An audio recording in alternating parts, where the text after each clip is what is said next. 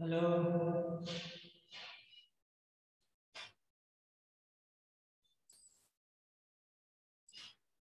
Hello.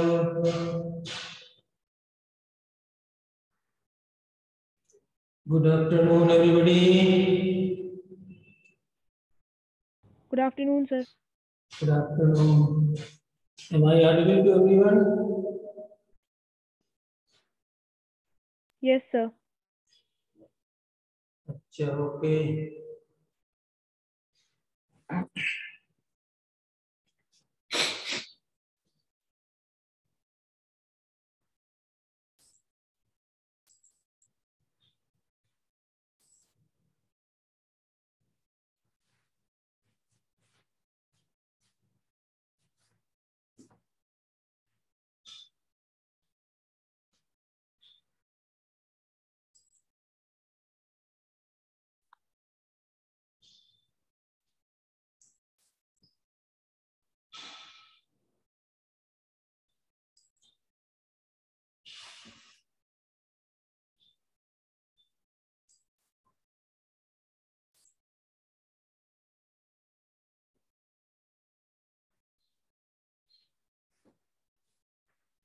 Hello.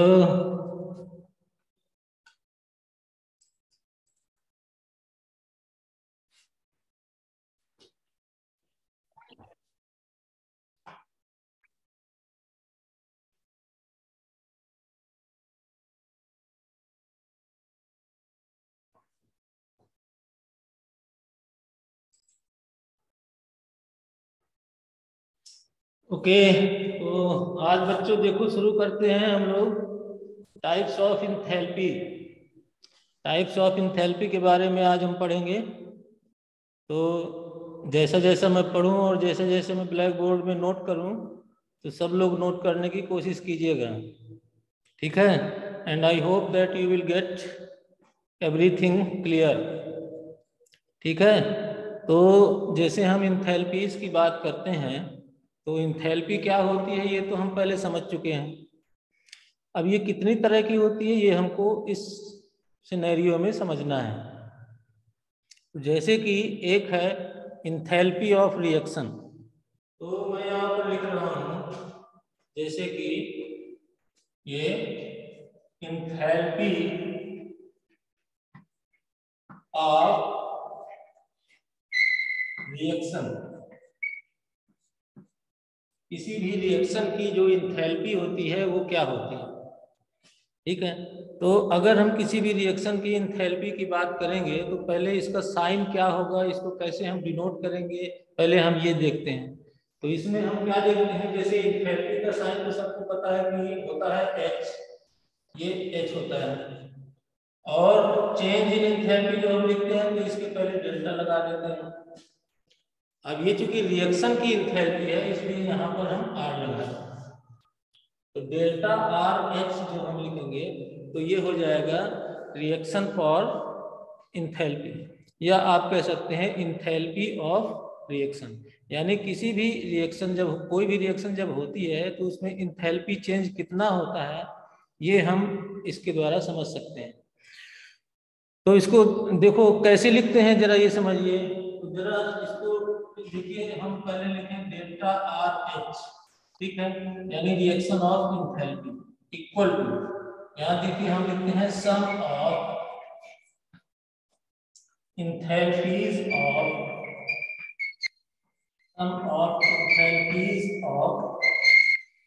Product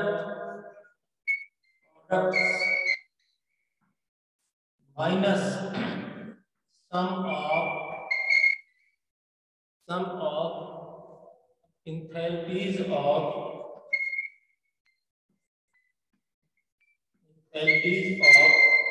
reactants, sum of enthalpies of products and sum of enthalpies of reactants। मतलब जितने भी product होंगे उनकी enthalpy का समेशन माइनस जितने भी रिएक्टेंट होंगे उनकी इंथैल्पी का सम, दोनों को हम क्या कर देंगे, माइनस कर देंगे, तो डेल्टा आर एच निकल आएगा, इंथैल्पी ऑफ रिएक्शन निकल आएगी। अब जैसे इसको अगर हम सम ऑफ इंथैल्पीज ऑफ प्रोडक्ट्स को अगर हम लिखें, सिंबॉलिक रिप्रेजेंटेशन करें, तो इसको हम कैसे लिखेंगे? सिग्मा एच, ठीक है ना, सिग्मा एच। और एच के पहले जो हमें लिखना है वो जरा ध्यान दीजिए यहाँ पर, जैसे हमने ए लिख दिया, ठीक है, सिग्मा ए एच माइनस, ये प्रोडक्ट का है, ठीक है, तो यहाँ पर आप चाहें तो पी प्रोडक्ट लिख सकते हैं, products minus sigma B H reactants, reactants. देखिए एच जो इंथैल्पी है वो किसकी है? प्रोडक्ट्स का है, और बी जो है वो एच जो है इंथैल्पी है रिएक्टेंट्स का।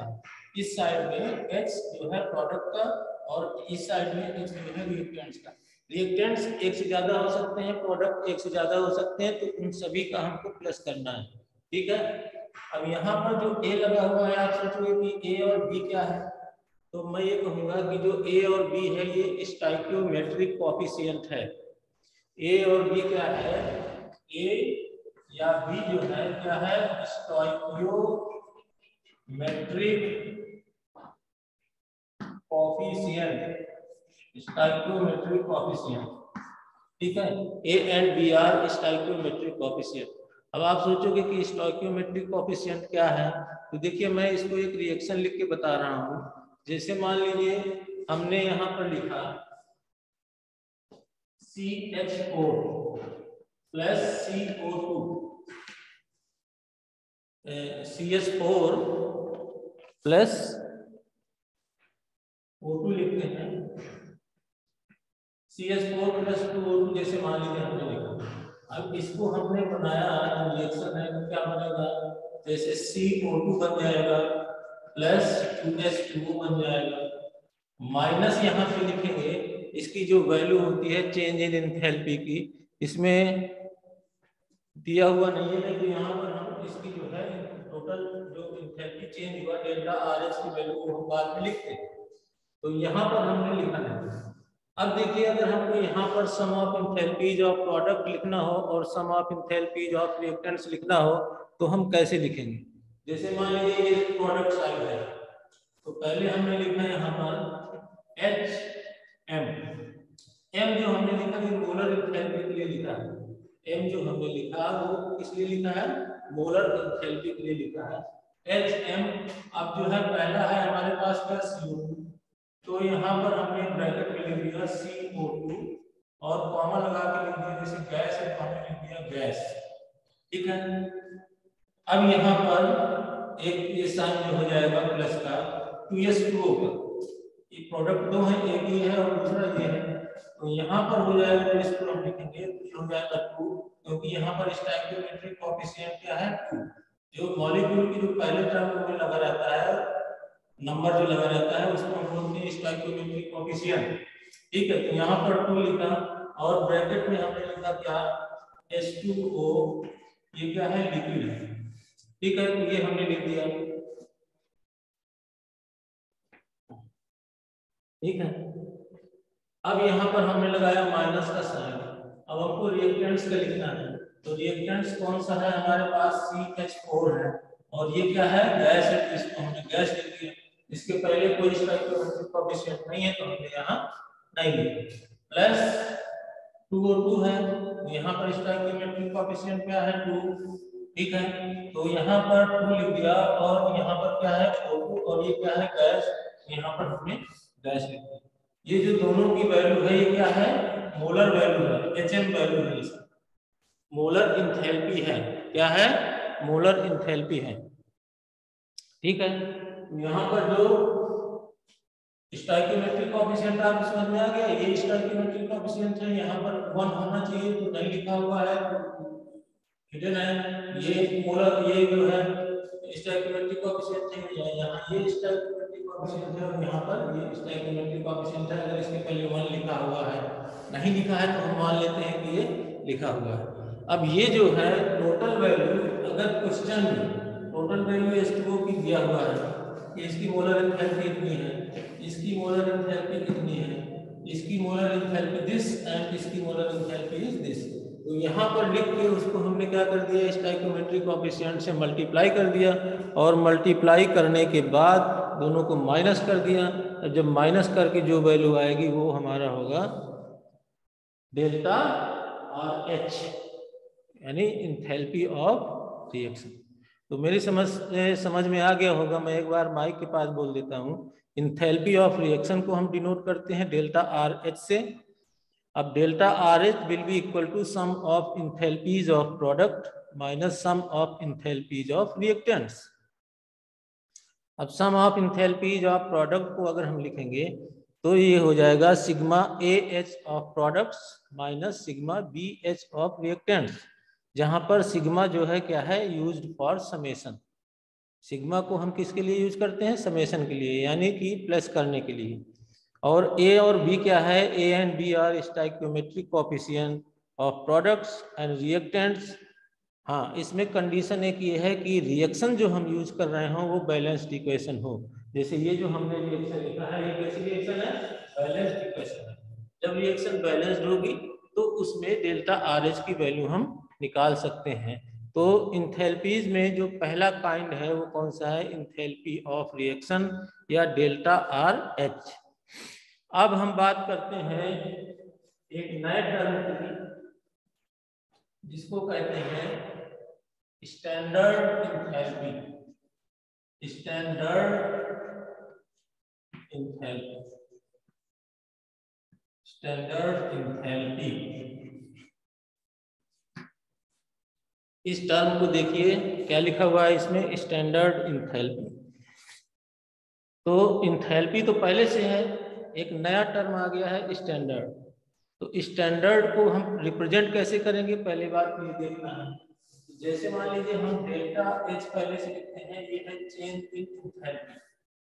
अब स्टैंडर्ड के लिए हम इसके सुपरस्क्रिप्ट पर यहाँ पर सर्किल बना के और ये साइन लगा देते हैं। सर्किल लगा के सर्किल के अंदर डैश का साइन लगा देते हैं, तो वो क्या हो जाता है, स्टैंडर्ड इंथैल्पी। अब हम उसको पढ़ेंगे, क्या पढ़ेंगे, स्टैंडर्ड इंथैल्पी। अब इसके कुछ पॉइंट्स हैं कि स्टैंडर्ड इंथैल्पी हम कब कहेंगे। जैसे कि enthalpy change for a reaction, जो भी रिएक्शन हो उसमें क्या होना चाहिए, इंथैल्पी चेंज होना चाहिए। Enthalpy change of a reaction, किसी भी रिएक्शन में क्या क्या होना चाहिए, इंथैल्पी चेंज होना चाहिए। कब, when all participants are in standard state. दूसरा पॉइंट है when all participants are in standard state.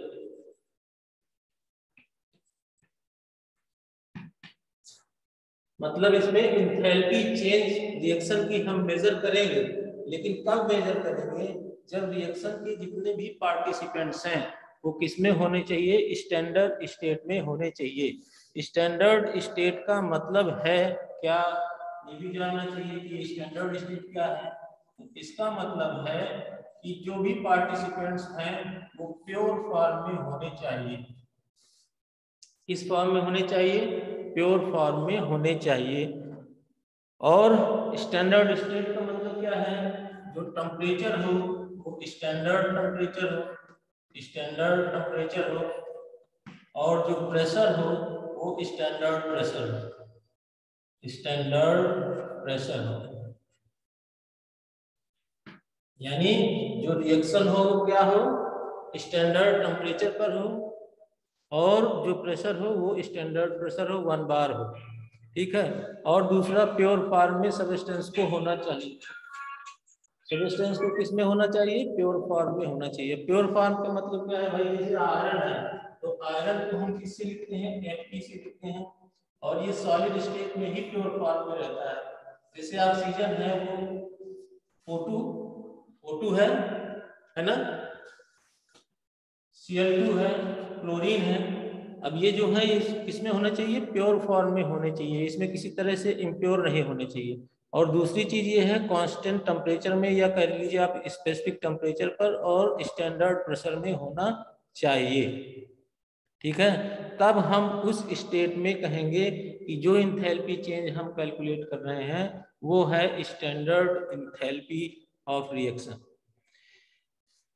अब देखिए, जब हम स्टैंडर्ड इंथैल्पी की बात करेंगे तो यहाँ पर ऐसे ही यूज होगा कि वो सब्सटेंस प्योर फॉर्म में होनी चाहिए और प्योर फॉर्म में होने के साथ स्टैंडर्ड टेम्परेचर और स्टैंडर्ड प्रेशर में होने चाहिए। अब इसमें हमने आप लोगों ने देखा होगा एक है phase transformation. Phase transformation, phase transformation, ठीक है। तो फेज ट्रांसफॉर्मेशन में मैं आपको ये कहूंगा कि जैसे सॉलिड है, ठीक है, सॉलिड लिक्विड में चेंज हो रहा है, फेज चेंज हो रही है और लिक्विड चेंज हो रहा है गैस में, ठीक है। सॉलिड लिक्विड में चेंज हो रहा है और लिक्विड जो है गैस में चेंज हो रही है, यानी ये फेज सॉलिड से लिक्विड में बदल रहा है और लिक्विड से गैस में बदल रहा है। अब ये सॉलिड से लिक्विड में जो बदलेगा तो इसका मतलब है मेल्टिंग। क्या हो रहा है? मेल्टिंग। और जब लिक्विड गैस में बदलेगा तो इसका मतलब है वेपोराइजेशन। वेपोराइजेशन, ठीक है। सॉलिड अगर लिक्विड में बदल रहा है तो क्या हो रहा है? मेल्ट हो रहा है, और मेल्ट होने का मतलब हम इसको क्या कर रहे हैं? गर्म कर रहे हैं। We are heating it, heat energy providing to the system. System को हम हीट एनर्जी दे रहे हैं। अब लिक्विड जब गैस में चेंज हो रहा है तो यहाँ भी हम इसको क्या कर रहे हैं? हीट एनर्जी दे रहे हैं। तो लिक्विड गैस में कन्वर्ट हो रहा है और इस प्रोसेस को हम बोलते हैं वेपोराइजेशन।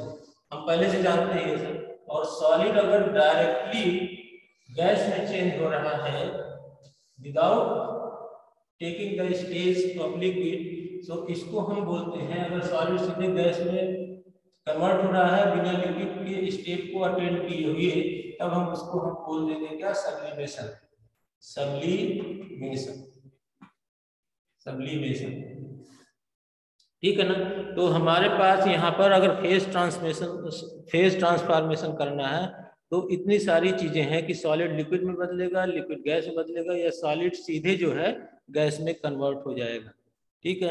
अब अगर मान लीजिए हम यहाँ पर एक केस लेते हैं, ये जो H2O है ये सॉलिड है और ये चेंज हो रहा है H2O गैस में, लिक्विड में। मान लीजिए पहले सॉलिड किस में चेंज हो रहा है?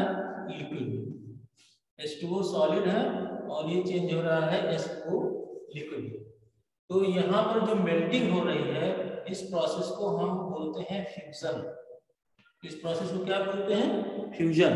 सॉलिड लिक्विड में चेंज हो रहा है, इस प्रोसेस को हम बोलते हैं फ्यूजन। तो इसलिए जब हम इसकी स्टैंडर्ड एंथैल्पी लिखेंगे तो हम ये लिखेंगे डेल्टा H, ठीक है। क्या लिखेंगे? डेल्टा H, ये हमने लिखा डेल्टा H। अब यहाँ पर स्टैंडर्ड एंथैल्पी है तो यहाँ पर हमने ये साइन लगाया जो हमने बताया था स्टैंडर्ड के लिए लगाते हैं, और यहाँ पर लिख देंगे FUS, ठीक है। तो ये हो जाएगा इस तरीके से डेल्टा और यहाँ पर H, यहाँ पर FUS लिख देंगे और यहाँ ये साइन लगा देंगे, तो ये स्टैंडर्ड एंथैल्पी ऑफ फ्यूजन हो जाएगा। स्टैंडर्ड एंथैल्पी ऑफ फ्यूजन हो जाएगा। अब यहाँ पर देखिए डेल्टा, ये रिएक्शन ये मान लीजिए ये लिखा हुआ है इस तरह से। अब यहाँ पर लिख देते हैं delta H is equal to कितना लिख दे? मान लीजिए 6.00 किलो जूल पर मोल, 6.00 किलो जूल पर मोल, ठीक है। ये हमने लिख दिया। तो जितनी फ्यूजन इंथैल्पी है वो कैसी होंगी? पॉजिटिव होंगी। जितनी भी फ्यूजन इंथैल्पी है वो कैसी होंगी? पॉजिटिव होंगी। पॉजिटिव क्यों होंगी? क्योंकि भाई जो पैसे हैं ना वो किस में जा रहे हैं? पर्स में जा रहे हैं। यानी जो एनर्जी है वो हम क्या दे रहे हैं? सिस्टम को सप्लाई कर रहे हैं। तो जब सिस्टम को सप्लाई कर रहे हैं तो क्या हो जाएगा? फ्यूजन इंथैल्पी क्या हो जाएगी? पॉजिटिव हो जाएगी। अब इसमें लेकिन कब? देखिए इंथैल्पी चेंज, पहला पॉइंट इसमें ये होना चाहिए कि इंथैल्पी में चेंज होना चाहिए। तो हम यहाँ पर लिखेंगे इंथैल्पी चेंज। ये पॉइंट्स लिखना बहुत जरूरी है, क्योंकि ये सारे वो पॉइंट्स हैं जो की टर्म्स हैं, इनके किसी एक के एब्सेंस में आपकी वो इंथैल्पी बदल जाएगी। ठीक है, तो पहला इंथैल्पी चेंज होना चाहिए, या आप कह सकते हैं कि हीट रिक्वायर्ड। ठीक है ना, जितना हीट रिक्वायर्ड है जिसकी वजह से इंथैल्पी चेंज हो रही है वो। फिर अब यहाँ पर जैसे मेल्टिंग वाली बात हम कर रहे हैं, फ्यूजन वाली, तो यहाँ पर दूसरा पॉइंट होना चाहिए मेल्टिंग ऑफ या कि फ्यूजन ऑफ 1 मोल सॉलिड। यानी जो फ्यूजन हो रहा हो वो केवल 1 मोल सॉलिड का होना चाहिए, इससे ज्यादा का नहीं। Melting of 1 mole solid. दूसरा, तीसरी चीज क्या होना चाहिए, इन स्टैंडर्ड स्टेट में होनी चाहिए। इन स्टैंडर्ड स्टेट में होनी चाहिए, यानी टेम्परेचर स्टैंडर्ड स्टेट में हो, प्रेशर स्टैंडर्ड स्टेट में हो, और सबस्टेंस किस में हो, प्योर फॉर्म में हो। तीसरा नेक्स्ट पॉइंट जो है, अभी क्योंकि हम हीट इसमें सप्लाई कर रहे हैं, इसलिए इसको क्या बोलेंगे, एंडोथर्मिक रिएक्शन। Endothermic reaction. तो ऐसी स्थिति में जो फेज ट्रांसफॉर्मेशन है उसको हम बोलेंगे स्टैंडर्ड इंथैल्पी ऑफ फ्यूजन। ठीक है, इसको एक टर्म हम और देते हैं, मोलर इंथैल्पी ऑफ फ्यूजन भी इसको हम बोलते हैं, मोलर इंथैल्पी ऑफ फ्यूजन भी बोलते हैं। ये एक ट्रांसफॉर्मेशन है। दूसरा देखो, दूसरे पॉइंट्स, एक ट्रांसफॉर्मेशन ये हो गया, और दूसरा जो है, दूसरी इंथैल्पी लिखिए, enthalpy of vaporisation. Enthalpy of vaporisation, ये वाली इंथैल्पी यहां से ये, तो हमने लिखा यहां पर enthalpy of vaporisation. Enthalpy of vaporisation, देखो इसको लिखेंगे कैसे, ये सारी स्टैंडर्ड इंथैल्पी है, स्टैंडर्ड इंथैल्पी ऑफ वेपोराइजेशन। तो हम पहले डेल्टा बनाएंगे, फिर यहाँ एच लिखेंगे, और यहाँ पर हम लिखेंगे वेप। ठीक है, वेप से हम समझ लेंगे कि ये वेपोराइजेशन है, और यहाँ पर ये सर्किल बना के हम यहाँ पर डैश लगा देंगे, तो इसका मतलब हो जाएगा स्टैंडर्ड इंथैल्पी ऑफ वेपोराइजेशन। अब स्टैंडर्ड इंथैल्पी ऑफ वेपोराइजेशन को, जैसे कि मान लीजिए ये H2O लिक्विड है और ये चेंज हो रहा है H2O गैस में। किसमें चेंज हो रहा है, H2O गैस में चेंज हो रहा है। तो 1 मोल H2O किसमें चेंज हो रहा है, गैस में चेंज हो रहा है। ठीक है ना, तो यहाँ पर क्या है, जैसे इसमें लिखा हुआ है 46.79 किलो जूल पर मोल, 46.7 किलो जूल पर मोल, ये मेजर्ड है। ठीक है, तो अब यहाँ पर हम क्या बोलेंगे कि मोल, एक तो इंथैल्पी ऑफ वेपोराइजेशन हो गया, या कह लीजिए स्टैंडर्ड इंथैल्पी ऑफ वेपोराइजेशन। दूसरा आप कह सकते हैं मोलर इंथैल्पी ऑफ वेपोराइजेशन, क्योंकि 1 मोल का चेंज हो रहा है इसमें। ठीक है ना, तो अब इसके जो की टर्म्स हैं वो क्या हैं, हीट रिक्वायर्ड, पहली बात कि कितना हीट हम प्रोवाइड कर रहे हैं सिस्टम को। दूसरी बात ये भी क्या होगा, पॉजिटिव होगा, क्योंकि ये भी क्या है, एंडोथर्मिक रिएक्शन है, और इसमें भी तो पैसे सिस्टम में ही पर्स में ही जा रहे हैं, सिस्टम को हीट प्रोवाइड की जा रही है। दूसरा जो है, टेम्परेचर स्टैंडर्ड स्टेट में होना चाहिए और प्रेशर भी स्टैंडर्ड स्टेट में होने चाहिए। तो ऐसी स्थिति में अगर प्रेशर और टेम्परेचर स्टैंडर्ड स्टेट में है, 1 मोल लिक्विड वेपर में कन्वर्ट हो रहा है, तो जो भी हीट रिक्वायर्ड होगा, whatever heat required, that is known as molar enthalpy of vaporisation, और you can say standard enthalpy of vaporisation. ठीक है, अब आ गया स्टैंडर्ड इंथैल्पी ऑफ सब्लिमेशन। ये सॉलिड सीधे कन्वर्ट हो रहा है किसमें, गैस में। तो इसके लिए हम क्या लिखेंगे, डेल्टा का साइन बनाया, H लिखा, और यहाँ हमने लिख दिया सब। अगर हमने यहाँ सब लिख दिया और ये स्टैंडर्ड का साइन बना दिया, तो स्टैंडर्ड इंथैल्पी ऑफ सब्लिमेशन हो जाएगा। और इसको आप जानते हैं कि अगर H2O सॉलिड है तो ये 1 मोल सॉलिड H2O अगर ये चेंज हो रहा है H2O गैस में तो यहाँ पर हो जाएगा सब्लिमेशन।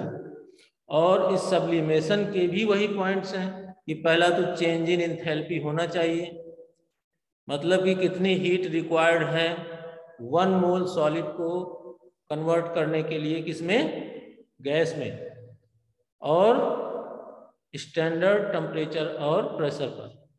ठीक है, स्टैंडर्ड टेम्परेचर और प्रेशर पर 1 मोल सॉलिड को गैस में कन्वर्ट करने के लिए whatever heat is required that is known as enthalpy change, enthalpy of standard enthalpy of sublimation, standard enthalpy of sublimation. ठीक है, ये एक तरह की एंथैल्पी हो गई। तो पहला हमने क्या पढ़ा, एंथैल्पी ऑफ रिएक्शन। दूसरा हमने क्या पढ़ा, फेज ट्रांसफॉर्मेशन। फेज ट्रांसफॉर्मेशन में हमने क्या पढ़ा, स्टैंडर्ड एंथैल्पी ऑफ फ्यूजन। फिर हमने क्या पढ़ा, स्टैंडर्ड एंथैल्पी ऑफ वेपोराइजेशन। फिर हमने क्या पढ़ा, स्टैंडर्ड एंथैल्पी ऑफ सब्लिमेशन। और अब एक बहुत इंपॉर्टेंट स्टैंडर्ड एंथैल्पी है जिसको हम बोलते हैं स्टैंडर्ड एंथैल्पी ऑफ फॉर्मेशन। ये बहुत ही इंपॉर्टेंट है, स्टैंडर्ड एंथैल्पी ऑफ फॉर्मेशन। तो इसको हमें जरा देखना है कि स्टैंडर्ड एंथैल्पी ऑफ फॉर्मेशन क्या है।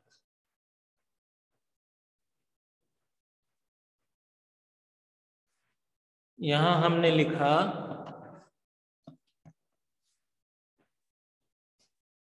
Standard enthalpy of formation, standard enthalpy of formation. तो देखो पहले तो अगर इसको रिप्रेजेंट कैसे करेंगे यही देख लेते हैं। तो ये डेल्टा एच तो हमको बनाना ही है क्योंकि ये चेंज इन एंथैल्पी है। डेल्टा एच बनाया, यहाँ पर हमने एफ बना दिया। ठीक है, तो ये अगर एफ बना हुआ है तो फॉर्मेशन है, अगर एफ यू एस बना हुआ है तो फ्यूजन है। अब फॉर्मेशन के बाद यहाँ पर हमने ये साइन बना दिया तो ये स्टैंडर्ड हो गया, स्टैंडर्ड एंथैल्पी ऑफ फॉर्मेशन। अब इसके क्या कीवर्ड्स हैं, कौन कौन से पॉइंट्स हैं जिससे हम कहेंगे कि ये स्टैंडर्ड एंथैल्पी ऑफ फॉर्मेशन है। तो मैं चाहूंगा आप नोट कर लें। पहला एंथैल्पी चेंज, पहला पॉइंट है एंथैल्पी चेंज या heat required, enthalpy change, enthalpy change, ठीक है, या हीट रिक्वायर्ड। ठीक है, दूसरा फॉर्मेशन ऑफ 1 मोल कंपाउंड, जो फॉर्मेशन हो उसमें फॉर्मेशन ऑफ 1 मोल कंपाउंड, मतलब यहाँ पर जो भी रिएक्शन हो रही हो उसमें जो कंपाउंड का फॉर्मेशन हो वो 1 मोल हो। अगर 1 मोल के से ज्यादा का फॉर्मेशन हो रहा है या कम का फॉर्मेशन हो रहा है तो वो स्टैंडर्ड एंथैल्पी ऑफ फॉर्मेशन नहीं कहा जाएगा। कहाँ से होना चाहिए 1 मोल कंपाउंड का फॉर्मेशन, कहाँ से होना चाहिए, from its elements, from its elements. 1 mole compound का फॉर्मेशन एलिमेंट से होना चाहिए। Element should be in most stable state, element should be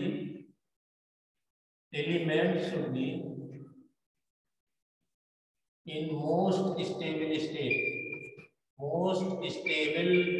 state, ये तो पहला पॉइंट ये है एंथैल्पी चेंज होना चाहिए। एंथैल्पी चेंज होगा ही क्योंकि डेल्टा एफ एच स्टैंडर्ड है, ये क्या, change in standard enthalpy of formation. ठीक है, change in standard enthalpy of formation, तो ये होना चाहिए एक पॉइंट। दूसरा पॉइंट 1 मोल कंपाउंड का फॉर्मेशन होना चाहिए। तीसरा जो 1 मोल कंपाउंड का फॉर्मेशन हो वो उसके एलिमेंट से होना चाहिए। चौथा एलिमेंट जो है मोस्ट स्टेबल स्टेट में होना चाहिए। और इस स्टेट को बोलते हैं रिफरेंस स्टेट। रिफरेंस स्टेट, ठीक है। तो ये जो molar standard enthalpy of formation है, ये इसके कीवर्ड्स हैं, पॉइंट्स हैं, जिसके बगैर ये मोलर इंथैल्पी ऑफ फॉर्मेशन नहीं होगा या स्टैंडर्ड इंथैल्पी ऑफ फॉर्मेशन नहीं होगा। पहला तो इंथैल्पी चेंज होना चाहिए, दूसरा formation of one mole compound होना चाहिए, तीसरा जो कंपाउंड का फॉर्मेशन हो रहा हो वो उसके एलिमेंटल स्टेट से होना चाहिए, और चौथा जो है जो एलिमेंट्स हो वो मोस्ट स्टेबल स्टेट में होना चाहिए, जिसको कि हम बोलते हैं रेफरेंस स्टेट। अब इसमें प्रॉब्लम ये है कि इसको हमको समझाना है कैसे, with the help of example. लेकिन अब we are running out of time, time over हो गया है, दूसरा लोग वेट कर रहे हैं, इसलिए हम इसको आज यहीं पे ख़त्म करते हैं। जब नेक्स्ट डे जब हम इसको शुरू करेंगे स्टैंडर्ड इंथैल्पी ऑफ फॉर्मेशन को, तब हम इसके विद एग्जाम्पल्स इसको हम देखेंगे। ठीक है, तब तक के लिए नमस्कार। Pankaj Mishra, mike on Yes, sir. भैया। Good afternoon everybody. Thank you, sir.